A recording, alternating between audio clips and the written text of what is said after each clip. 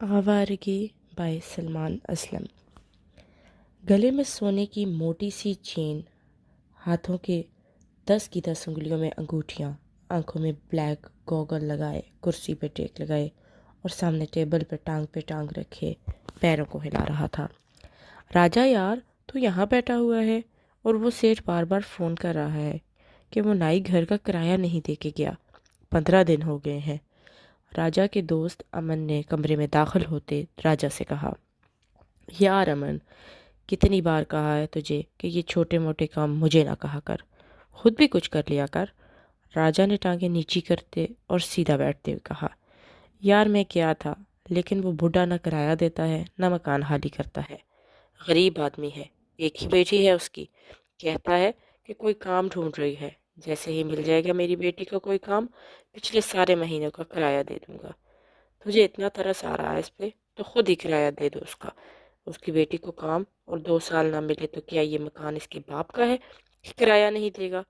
दो लगानी थी इस बुढ़े के कान के नीचे और उठा के बाहर फेंक देना था इनका सामान। और वो कैसा बाप है जो अपनी जवान बेटी से काम करवाता है। राजा गुस्से से अमन पर चिल्लाया, यार राजा, वो खुद बहुत बीमार रहता है। अब इस बीमार को मारूंगा तो कहीं मर ही ना जाए, इसलिए सिर्फ डरा के आ जाता हूँ। अमन ने कहा, यार तू चल मेरे साथ, मैं देखता हूँ इस बुड्ढे को, तो कुछ और नहीं कर सकता। राजे ने उठते हुए कहा। खस्ता हालत का मकान, जिसकी दीवारें भी इतनी कमज़ोर थीं कि हाथ भी लगाया तो गिर जाएंगी। इस घर के सहन में एक ज़ईफ सा बूढ़ा आदमी लेटा खांस रहा था।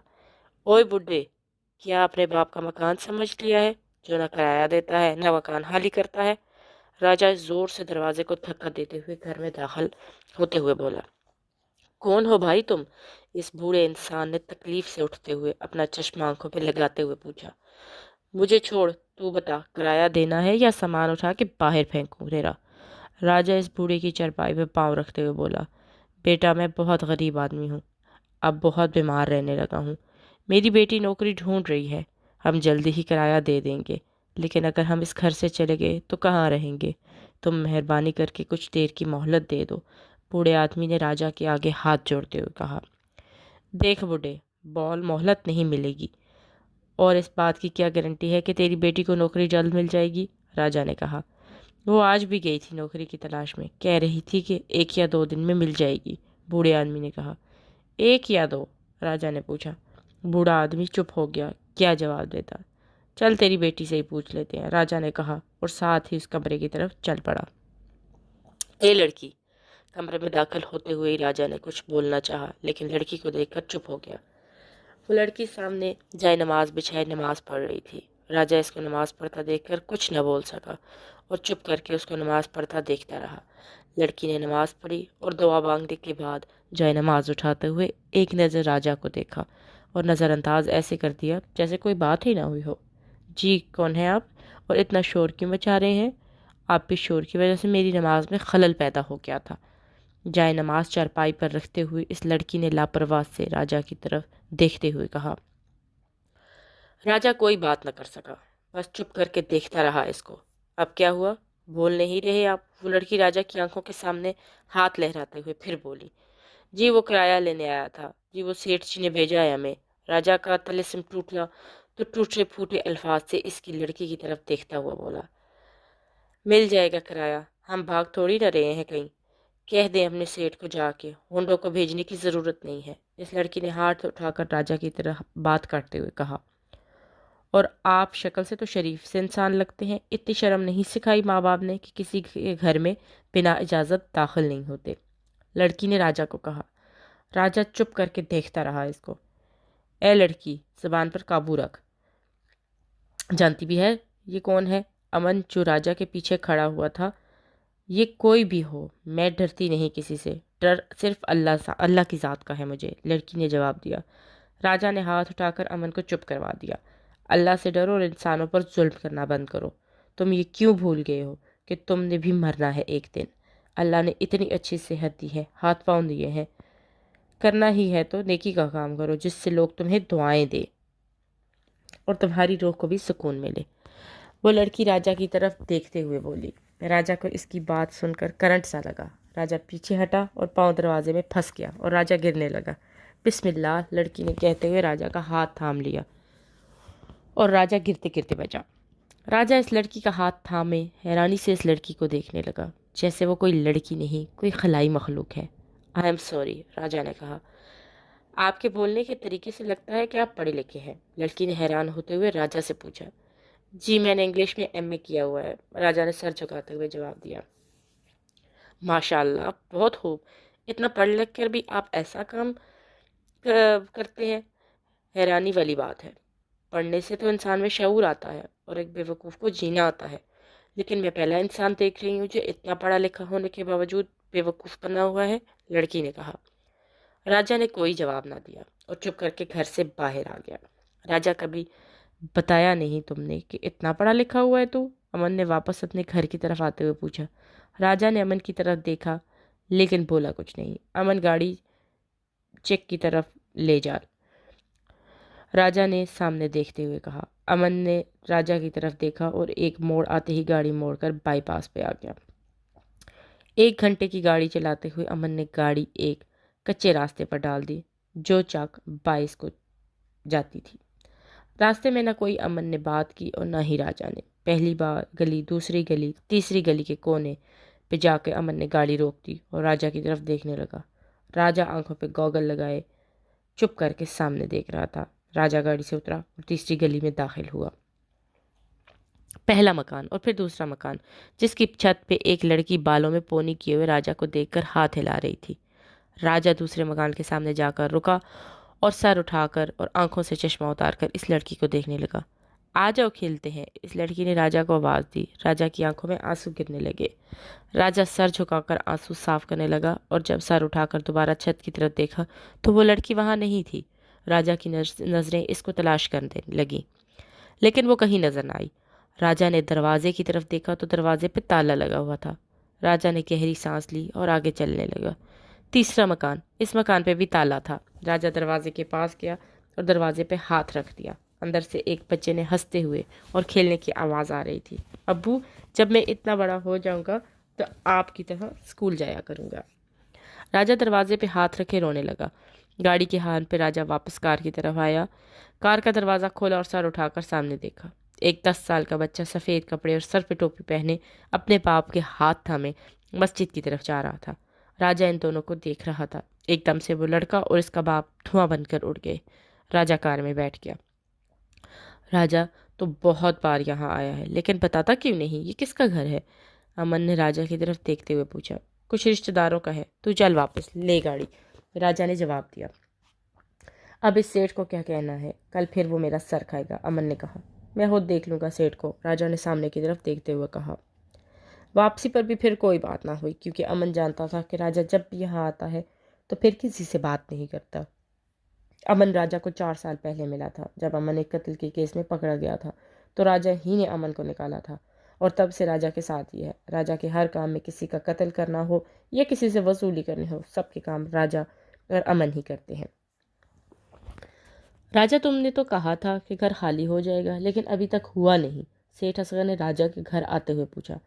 پہلے مجھے یہ نہیں پتا تھا کہ وہ لوگ اتنے قریب ہیں۔ راجا ہر روز کی طرح کرسی سے ٹیک لگائے، آنکھوں میں گوگل لگائے، ٹیبل پہ ٹانگ رکھے ہوئے۔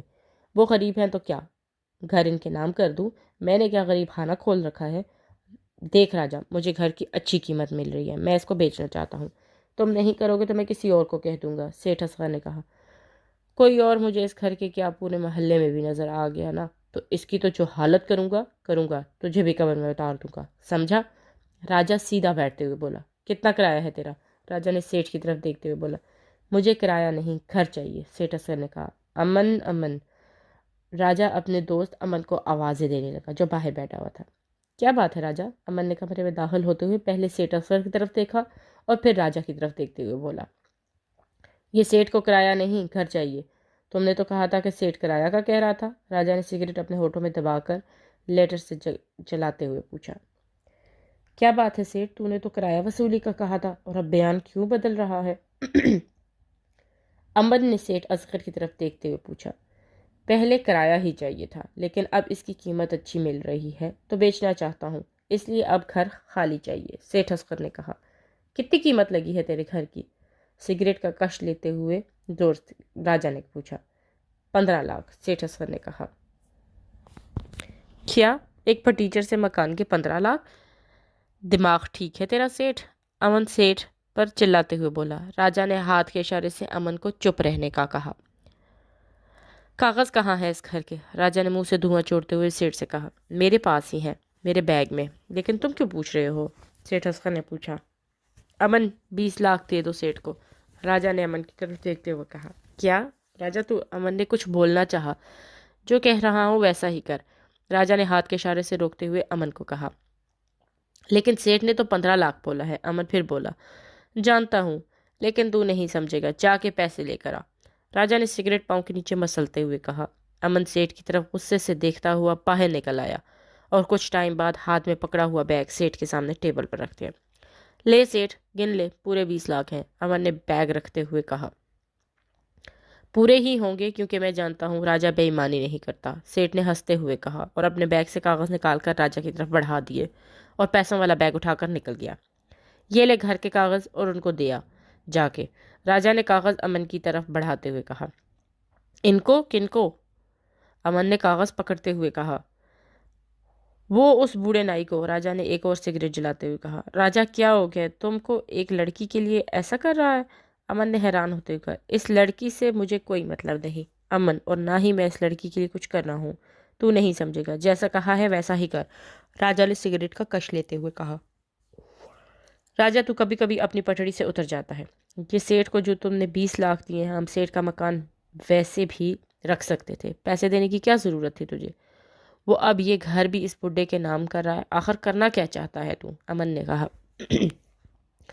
اپنی ذات کے لیے کوئی بھی کام زبردستی نہیں کرتا، وہ سیٹھ کا حق تھا اس لیے پیسے دیے، میں کسی کا حق نہیں کھاتا، اور رہی بات اس نائی اور لڑکی کی، تو میں ان دونوں کے لیے کچھ نہیں کر رہا، صرف انسانیت کے لیے کر رہا ہوں، راجا نے کہا۔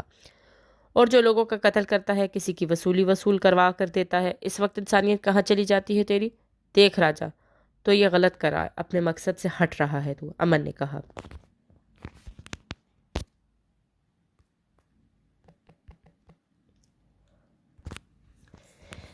میں بے گناہ لوگوں کا قتل نہیں کرتا، اور جو وصولی جائز ہوتی ہے وہی لے کر دیتا ہوں، اور رہی بات میرے مقصد کی، تو یہ میرا مقصد نہیں ہے غریب لوگوں پر ظلم کروں، تیرے موٹے دماغ میں یہ باتیں نہیں آئیں گی، جا جو کام کہا ہے ویسا کر، راجا نے کہا۔ امن چپ کر بیٹھا رہا اور پھر غصے سے اٹھا اور چلا گیا۔ راجا امن کے جانے کے بعد اٹھا اور اپنے کمرے میں آ کر لیٹ گیا۔ آہل بیٹا، جلدی کرو، جمعہ کی نماز کا ٹائم ہو گیا ہے، علاؤالدین نے اپنے اکلوتے بیٹے کو آواز دی۔ علاؤالدین ایک اسکول میں ماسٹر تھا، ایک اچھا اور دیندار اور شریف انسان تھا، نہ کبھی کسی سے لڑائی کی نہ جھگڑا، بس اپنے کام سے کام رکھتا تھا، اسکول سے گھر اور گھر سے اسکول۔ اس کی بیوی جس کا نام عائشہ تھا وہ بھی بہت نیک خاتون تھی، اس کی صرف ایک ہی اولاد تھی، وہ آہل، اور دونوں میاں بیوی آہل کو جان سے زیادہ پیار کرتے تھے۔ علاؤالدین کی تنخواہ اتنی ہی تھی کہ بس گھر کا گزارا ہوتا تھا، اور عائشہ بھی ایک اچھی بیوی ہوتے ہوئے کبھی کسی چیز کا نہیں کہا تھا۔ وہ دونوں بہت خوش تھے اپنی زندگی میں، اور آہل ان کے ہونے کے بعد ان کی زندگی اور رنگین ہو گئی تھی۔ علاؤالدین کی بس ایک ہی خواہش تھی کہ وہ آہل کو پڑھا لکھا کر ایک اچھا اور نیک انسان بنائے۔ آہل بھی تمیزدار بچہ تھا اور بہت لائق، ہمیشہ کلاس میں فرسٹ آتا تھا۔ آہل براؤن کلر کا کرتا پہنے ہنستے ہوئے کمرے سے باہر نکلا اور اپنے ابو علاؤالدین کا ہاتھ تھام لیا۔ چلے ابو، آہل نے کہا۔ اچھا بیگم، ہم نماز پڑھنے جا رہے ہیں، علاؤالدین نے عائشہ کو آواز دی جو کچن میں کھانا بنا رہی تھی۔ ٹھیک ہے جی، آتے ہوئے گھر کا سامان یاد سے لیتے آئیے گا، عائشہ نے کچن سے آواز دی۔ ٹھیک ہے جی، ہم لیتے آئیں گے، علاؤالدین نے ہنستے ہوئے کہا، اور آہل کا ہاتھ تھامے گھر سے باہر آ گئے۔ ابو، یہ جھنڈیاں کیوں لگی ہوئی ہیں آج؟ آہل نے گھر کے باہر گلی میں لگی جھنڈیوں کو دیکھتے ہوئے پوچھا۔ بیٹا، آج 14 اگست ہے نا، تو آج جشن آزادی ہے، ہماری جیت کا دن، اسی لیے جھنڈیاں لگی ہوئی ہیں۔ یہ جیت کیا ہوتی ہے ابو؟ آہل نے ایک اور سوال کیا۔ جو کام اچھے نیک ارادے اور دل سے کیا جائے، اس کو جیت کہتے ہیں، علاؤالدین نے آہل کی طرف مسکرا کر دیکھتے ہوئے کہا۔ علاؤالدین نے چلتے ہوئے اپنی بائیں طرف دیکھا تو چھت پہ ایک چھوٹی بچی بیٹھی ہاتھ ہلا رہی تھی۔ کیسی ہے میری بیٹی مسکان؟ علاؤالدین نے اس بچی جس کا نام مسکان تھا سے پوچھا۔ ٹھیک ہوں، مسکان بولی نہیں، سر کو دائیں بائیں ہلا کر بتایا۔ ابو چلے گئے نماز کے لیے؟ علاؤالدین نے پھر پوچھا۔ جی، مسکان نے دائیں طرف سر کو ہلا دیا اور آہل کی طرف دیکھ کر مسکرانے لگی۔ مسکان اشرف کی بیٹی تھی جو علاؤدین کا چھوٹا بھائی تھا۔ اشرف واپٹا میں میٹر ریڈر تھا۔ مسکان آہل سے 1 سال چھوٹی تھی۔ جب مسکان پیدا ہوئی تھی تو اسی وقت علاؤدین نے مسکان کو اپنی بیٹی بنا لیا تھا۔ اشرف کی بھی یہی خواہش تھی کہ مسکان میرے بھائی کے گھر جائے۔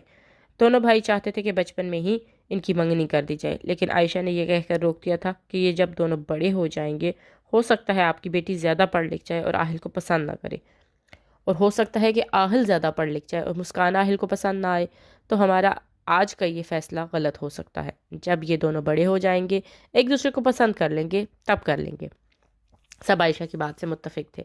آہل نے بھی مسکان کی طرف دیکھتے ہوئے مسکرا کر ہاتھ ہلایا۔ وہ اپنے ابو کے ساتھ مسجد میں آ گیا نماز پڑھنے کے بعد علاؤدین نے ایک دکان سے گھر کا سامان لیا اور گھر کی طرف چل دیا۔ آہل بھی ساتھ ہی تھا۔ السلام علیکم علاؤدین، کیسے ہیں آپ؟ راستے میں ایک دوست نے ان کو سلام کیا اور علاؤدین نے سلام کا جواب دیا۔ ابو، یہ سلام لینا ضروری ہوتا ہے کیا؟ آہل نے پوچھا۔ بالکل، ہم مسلمانوں کو ایک دوسرے سے سلام لینا چاہیے، بلکہ سلام کرنے میں پہل کرنی چاہیے۔ لیکن اس کا مطلب کیا ہوتا ہے؟ آہل نے پھر پوچھا۔ السلام علیکم کا مطلب ہوتا ہے اللہ کی تم پر سلامتی ہو، علاؤدین نے جواب دیا۔ اس سے کیا ہوتا ہے؟ آہل نے پوچھا۔ اس سے اللہ کی رحمت ہوتی ہے اور ہمارے نامہ اعمال میں نیکیاں لکھی جاتی ہیں، اور ایسے ایک دوسرے کا حال چال بھی پوچھ لیا جاتا ہے اور ایک دوسرے میں عزت بڑھتی ہے، علاؤدین نے جواب دیا۔ اچھا، اسی لیے وہ دلاور انکل کی عزت زیادہ ہے، جن کو بہت سے لوگ یوں جھک جھک کے ملتے ہیں اور سلام کرتے ہیں، اور اللہ کی رحمت بھی زیادہ ہے، تبھی ان کے پاس بڑی بڑی گاڑیاں ہیں۔ آہل نے کہا۔